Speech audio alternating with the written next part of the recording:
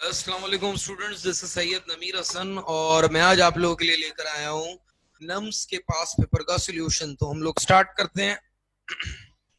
पहला सवाल है on hydrogen atom spectrum series of spectral line which lies with in visible region. भाई visible region के अंदर कौन सा स्पेक्ट्रम लाया करता था? भाई दूसरा स्पेक्ट्रम लाया करता था जो कि थी बॉल्मर सीरीज। ठीक है जी। At standard condition of temperature and pressure, the ratio of volume of 18 gram of H2O to the volume of 44 gram of CO2। अब मोल कॉन्सेप्ट के ऊपर इतनी ज्यादा मेहनत करने के बाद ये बात अंडरस्टूड है कि 18 ग्राम H2O का मतलब ये है कि हमने इसका एक मोल लिया है। 44 ग्राम CO2 का मतलब ये है कि हमने इसका भी एक मोल लिया है। क्यों भाई? क्योंकि CO2 का मॉलिक्यूलर मास भी जो 44 होता है, वाटर का मॉलिक्यूलर मास भी 18 होता है, तो दोनों के 1-1 मोल लिए हैं। और हम ये बात जानते हैं कि सेम टेम्परेचर और प्रेशर के ऊपर किसी भी चीज का एक मोल 22.4 लेते हैं। तो इसका वॉल्यूम भी 22.4 है और इसका वॉल्यूम भी 22.4 है। यूनिट क्या होंगे भाई? लीटर या DM cube.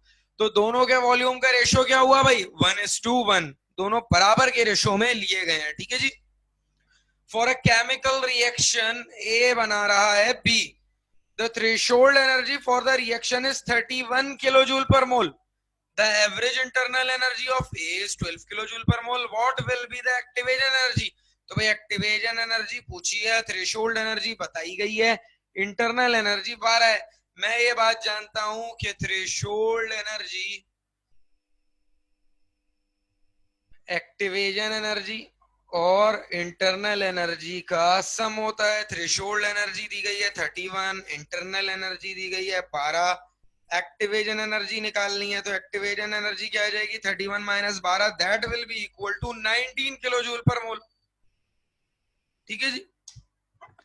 By raising the temperature 1 degree centigrade, conductance increases by 2 to 2.5%। भाई ये बात हमने आयनाइजेशन के अंदर पढ़ी थी चैप्टर नंबर 7 में कि भाई जब आप 1 डिग्री सेंटीग्रेड या 1 केल्विन का टेम्परेचर राइज करते हो तो कंडक्टेंस जो है वो 2 या 2.5 गुना जो है वो बढ़ जाती है। अब ये क्यों हो रहा है? Which is due to reduced dash of ions. अब ये किस वजह से हो रहा है भाई? चूंकि जो हमारे पास हाइड्रेशन ऑफ आइंस थी वो कम हो गई, यानी कि पानी को ज्यादातर हम मॉलिक्यूल सराउंड नहीं करें, वो आइंस सराउंड नहीं करेंगे, उल्टा वो ब्रेक होंगे। तो हाइड्रेशन को तोड़ता है टेम्परेचर का बढ़ना, यही वजह है कि कंडक्टेंस बढ़ती है। थोड़ा सा टेक्निकल नौयत का सवाल था। ssp3 overlaps occurs in dash molecule. तो भाई CH4 मॉलिक्यूल में होता है। क्यों भाई? कार्बन बनाता है sp3 के 4 ऑर्बिटल। ठीक है जी, ये मैं बना देता हूं। राइटिंग को थोड़ा सा दरगुजर करिएगा, चूंकि मेरा फैबलेट खराब हो चुका है, उसी वजह से मुझे पीसी से जो है वो वीडियो क्रिएट करनी पड़ी है। ठीक है जी। अब यहाँ हाइड्रोजन लगता है, ये हुआ sp3 s ओवरलैप, s आया हाइड्रोजन का, sp3 आया कार्बन का। यही कामयाबी होगा, यही कामयाबी होगा, यही कामयाबी होगा, तो CH4 इसका जवाब है। Delta H is equal to delta E plus P delta V. Enthalpy की मैथमेटिकल इंटरप्रिटेशन देती है और इंथैल्पी जो है वो कांस्टेंट प्रेशर वाली एनर्जी है, तो प्रेशर हमारा कांस्टेंट होगा। बहुत आसान सवाल पूछ लिया भैया। तो as the concentration of reactant increases the rate of reaction also increases। भाई जैसे जैसे concentration of reactant बढ़ाओगे रेट बढ़ेगा। इसकी वजह क्या है? क्योंकि हमारे पास बहुत ज्यादा frequent collisions होंगी, रिएक्टेंट बहुत सारे होंगे, तो जो कोलूजन है वो बहुत ज्यादा होंगी। ठीक है जी। जितनी ज्यादा जो है वो एक्टिव कोलूजन होंगी उतना ज्यादा हमारा फायदा है। सही है भाई। तो फ्रीक्वेंसी ऑफ कोलूजन जो है वो बढ़ती है। ठीक है जी। The equation shows the reaction between the element X and self। ये बिल्कुल as it is paper number 1 का सवाल है। ये मैंने उस वक्त भी आप लोगों को एक्सप्लेन किया था, तो आप लोग पेपर नंबर 1 के बाद अब इसको बआसानी जो है इसका जवाब भी बता सकते हैं कि क्यों मेटालिक एंड आयनिक है। If the value of Kc is very large, then it shows that भाई Kc की वैल्यू अगर बहुत ज्यादा लार्ज है तो यानी कि आपका प्रोडक्ट ज्यादा से ज्यादा बन चुका है, प्रोडक्ट की तादाद ज्यादा है, यानी कि अब आपका रिएक्शन जो रिवर्स डायरेक्शन में चलेगा इक्विलिब्रियम अटेन करने के लिए। For stable molecular geometry each carbon atom undergoes. भाई सबसे ज्यादा स्टेबल मॉलिक्यूलर ज्योमेट्री टेट्राहेड्रल होती है जो कि sp3 के अंदर एग्जिबिट होती है। if the absolute temperature of a gas is reduced to 1/2 and the pressure is double, the volume of the gas will PV is equals to nRT की मदद से करेंगे भाई इस सवाल को। भाई आपका जो प्रेशर है उसको डबल कर दिया, वॉल्यूम को कर दिया, सॉरी टेम्परेचर को कर दिया भाई क्या 1/2, तो आपका वॉल्यूम क्या होगा भाई, वॉल्यूम बराबर आ जाएगा nRT over P to two दार 4, तो 1/4 टाइम्स आपका वॉल्यूम जो घट जाएगा, 1/4 टाइम्स आपका वॉल्यूम, 1/4 टाइम्स आपका वॉल्यूम घट जाएगा, तो रिड्यूस्ड 4 टाइम्स। ठीक है जी। Change in extensive property is proportional to the change in quantity या मास। भी क्वांटिटी या मास के ऊपर डिपेंडेंट होती है ना एक्सटेंसिव प्रॉपर्टी, तो हमारा जवाब होगा quantity. Which of the following has the highest electrical conductivity? ये भी हमने पेपर नंबर 1 में डिस्कस किया था भाई, पेपर रिपीट भी होते हैं ना इसमें, तो ये पास पेपर था आप लोगों के लिए एक तरह से माले गनीमत है। तो भाई सॉलिड ग्रेफाइट था जवाब इसका। ठीक है जी। क्यों था, या तो पॉज करके रोक के खुद समझ लें, या पेपर नंबर 1 के अंदर हमने इसको डिस्कस किया था वो देख लें। The oxidation number of nitrogen in HNO3 is +5। कैसे भाई, ऑक्सीडेशन पे तो अब हमें महारत हासिल हो जानी चाहिए क्योंकि इसकी इंपॉर्टेंस हमने बहुत ज्यादा देख ली है। हाइड्रोजन होगा +1, नाइट्रोजन की निकालनी है +x, ऑक्सीजन होता है 1 -2 का 3 कितने होंगे -6 के 3 2 6, x की वैल्यू क्या आ जाएगी भाई 6 - 1 = x की वैल्यू आ गई +5। ठीक है जी। The molarity of 2% weight by volume NaOH solution is, बहुत इंपॉर्टेंट सवाल है ये। इंपॉर्टेंट क्यों है, क्योंकि बच्चों को ये पढ़ना नहीं आता कि क्या लिखा हुआ है, वेट बाय वॉल्यूम को रीड किस तरह करना है। भाई अगर कहीं लिखा हुआ है ना 2% वेट बाय वॉल्यूम, इसका मतलब ये है कि आपका सॉल्यूशन है 2 ग्राम, वेट लिखा है तो 2 gram divided in 100 ml volume, ये होता है इसका मतलब। यहां लिखा होता है 4% वेट बाय वॉल्यूम, तो इसका जवाब होता है 2 gram, sorry 4 gram divided by 100 ml। अब आपको 2 ग्राम को कन्वर्ट करना है मोल में, तो हो जाएगा divided by 40, that will be equal to 0.05।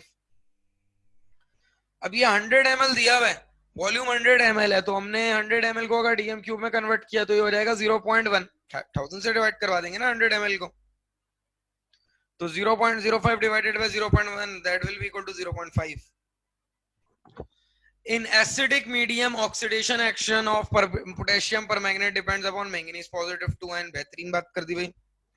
The energy required to remove the outermost electron। अच्छा पेपर नंबर 3 पेपर नंबर 1 और 2 के मुकाबले में खातिर ख्वाह आसान लग रहा है भाई। The energy required to remove the outermost electron from gaseous atom is called। तो भाई एक एटम में से अगर आपको इलेक्ट्रॉन निकालना है इन इट्स गैसियस फेज, तो जो आप एनर्जी सप्लाई करते हो वो क्या होती थी, आईपी होती थी, ionization potential. Which sequence of reaction condition should be used to produce the compound below from benzene? Benzene से भैया बनाना तो सबसे पहले तो बेंजीन की क्लोरिनेशन होगी, जो कि आपने जो है वो हेलोजिनेशन के टॉपिक में पढ़ी थी सब्स्टिट्यूशन रिएक्शंस में, तो AlCl3 और Cl2 की मौजूदगी में होती थी। फिर क्या होगी भाई, हाइड्रोजनेशन होगी, तो इसका जवाब होगा ऑप्शन नंबर ए सबसे best. Which of the following element does not belong to F block element? इनमें से कौन सा F block element में belong नहीं करता?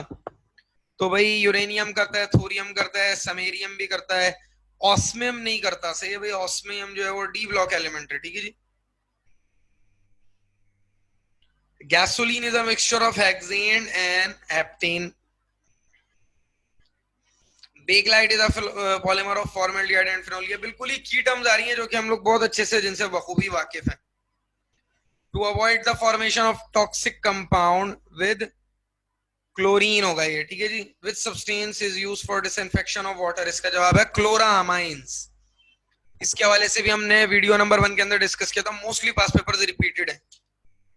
Iodoform test is not given by, iodoform test वाले के बारे में पहले से ही मैंने बात बता दी थी कि फ्री हाइड्रोजन जिसके पास बीटा हाइड्रोजन वगैरह मौजूद होंगे वो देगा। ठीक है जी। मिथाइलिक टर्मिनल्स मौजूद होंगे, फॉर्मल्डिहाइड में होता ही नहीं है, तो फॉर्मल्डिहाइड जवाब है। Which of the following is called animal starch? Animal starch क्या होता है भाई? Glycogen. Enzymes dash that catalyzes chemical living organisms are specific in their action. Protein.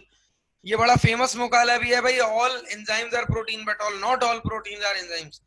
Enzymes basically protein ही होते हैं जो कि बायोलॉजिकल फंक्शनिंग के अंदर जितने भी रेट ऑफ रिएक्शन होते हैं उनको फास्ट अप करते हैं, स्टार्ट फास्ट करते हैं. ठीक है जी. HCOOH is the structure of, बिल्कुल भाई, एक कार्बन वाला कार्बोक्सिलिक एसिड फॉर्मिक एसिड कहलाता है, आंट्स में मौजूद होता है. ये आपको पर्टिकुलर रिएक्शन दिया हुआ है इथाइन का, पानी के साथ 3 मॉलिक्यूल ऑक्सीजन, इसकी सूरत में हमें फॉर्मिक एसिड मिलता था भाई. In the composition of natural gas 0.17% is constituted by, भाई लगभग 2% नाइट्रोजन का कॉन्स्टिट्यूएंट होता है और बाकी कोई भी परसेंटेज मैच नहीं हो रही, तो नाइट्रोजन इसका बेस्ट पॉसिबल आंसर होगा. By fermentation process of starch and by the catalytic enzyme dash is produced. बिल्कुल इथाइल अल्कोहल चैप्टर नंबर 9 में पढ़ा था हमने. इथाइल अल्कोहल जो है फर्मेंटेशन से जो है वो प्रोड्यूस होता था स्टार्च की, और मोलासिस के जरिए भी हमने पढ़ा था भाई. Methyl ketones can be characterized by performing, भाई मिथाइल कीटोन किस तरह सकते हैं भाई? आयोडोफॉर्म टेस्ट से. इन एटमॉस्फेयर CO2 इज अबाउट, भाई CO2 की जो वैसे परसेंटेज है वो 0.04 है, तो यहाँ पे बेस्ट पॉसिबल आंसर 0.03 जो है वो बन रहा है. थोड़ा सा BCQ टाइप क्वेश्चन है. क्लोरोफिल नेचुरली अकरिंग माइक्रोमोलिक्यूल्स, भाई एल्युमिनियम, आयरन और बोरॉन तो पता नहीं, मगर मैग्नीशियम पॉजिटिव 2 आयन जरूर होता है क्लोरोफिल में. अच्छा, बायोकेमिस्ट्री की एक बात याद रखिएगा, नम्स के अंदर बायोकेमिस्ट्री के सवालात कसरत से भी मौजूद होंगे और कुछ सवाल थोड़े से टिपिकल भी मौजूद होंगे, जैसे कि हमने लेक्चर नंबर 1 और 2 के अंदर देखे थे. ठीक है जी, वीडियो नंबर 1 और 2 में. ठीक है जी. The reaction below of the diagram RGM, इस पर्टिकुलर कंपाउंड का RMGX से जब रिएक्शन होगा,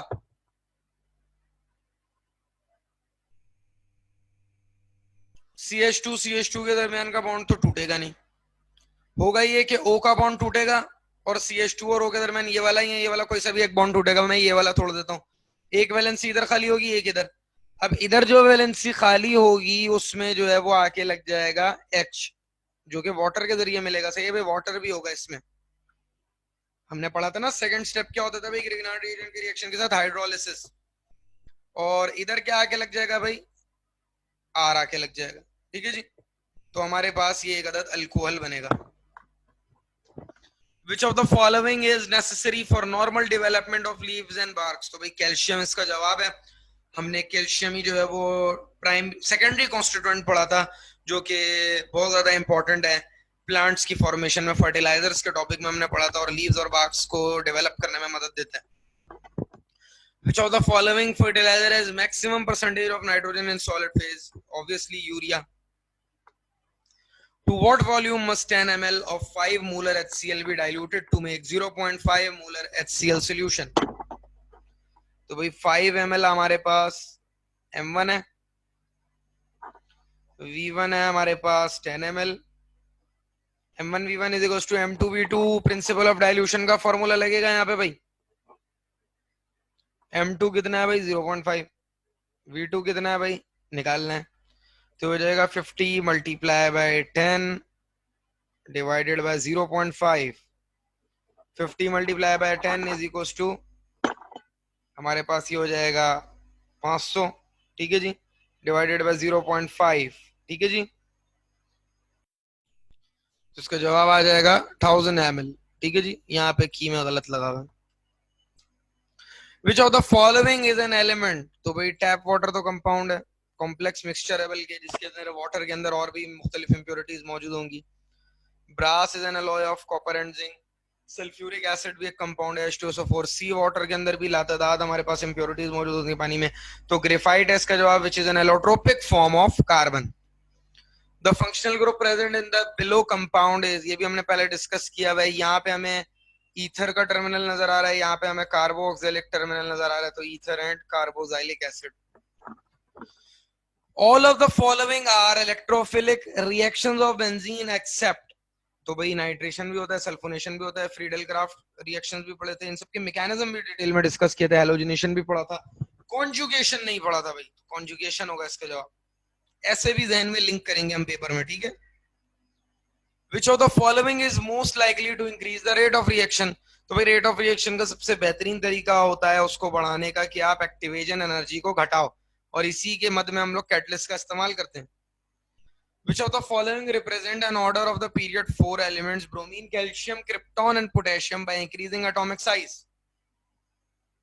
मैं ये बात जानता हूं कि लेफ्ट टू राइट जाते हुए जो हमारे पास एटॉमिक साइज है वो डिक्रीज होता है, तो राइट टू लेफ्ट आते हुए क्या होगा, इंक्रीज होगा ना। तो सबसे छोटा हमारे पास क्रिप्टॉन होगा, फिर हमारे पास ब्रोमियम होगा, फिर ये ग्रुप 2 पे आ जाते हैं कैल्शियम होगा, और फिर पोटेशियम होगा। ठीक है जी, तो जवाब होगा इसका option E. The acidic nature of ethanol is shown in when it's react with sodium forming। भाई सोडियम से जब आप इथेनॉल का रिएक्शन करवाते हो ना, तो ये अपनी एसिडिक प्रॉपर्टी शो करता है। कैसे भाई, ये हाइड्रोजन निकलता है, मिल गई एसिडिक प्रॉपर्टी, और इधर आके Na लग जाता है, हाइड्रोजन गैस रिलीज होती है हाफ H2 की फॉर्म में, और ये बन जाता है सोडियम इथॉक्साइड। सोडियम इथॉक्साइड क्या होता है भाई, C2H5ONa। With increasing size of atom down the group, the ionization enthalpy, जैसे जैसे आप नीचे जाओगे डाउन द ग्रुप जाओगे, आयनाइजेशन एंथैल्पी डिक्रीज होगी। क्यों भाई, क्योंकि एटॉमिक साइज बढ़ेगा, इलेक्ट्रॉन निकालना और ज्यादा आसान हो जाएगा वैलेंस शेल से, तो हमारी आयनाइजेशन एंथैल्पी घटेगी। यहाँ पे हुआ पास पेपर नंबर 3 का इख्तिताम सोल्यूशन, और इंशाल्लाह नेक्स्ट वीडियो में मुलाकात करेंगे हम पास पेपर 4 के साथ। अगर आपकी कोई भी क्वेरी है, कोई भी सजेशन है, कोई भी आपको डिफिकल्टी है, तो आप मुझसे व्हाट्सएप पे रब्ता कर सकते हैं। मेरा मोबाइल नंबर आप लोगों के पास डिस्प्ले हो रहा होगा तमाम ग्रुप्स के ऊपर। किसी भी क्वेरी की सूरत में आप मुझसे रब्ता करें, कोई भी चीज इन डिटेल समझनी है और बाकायदा पूरा थ्रो बैक करके कॉल करना है, तो आप लोग मुझसे डायरेक्टली रब्ता कर सकते हैं।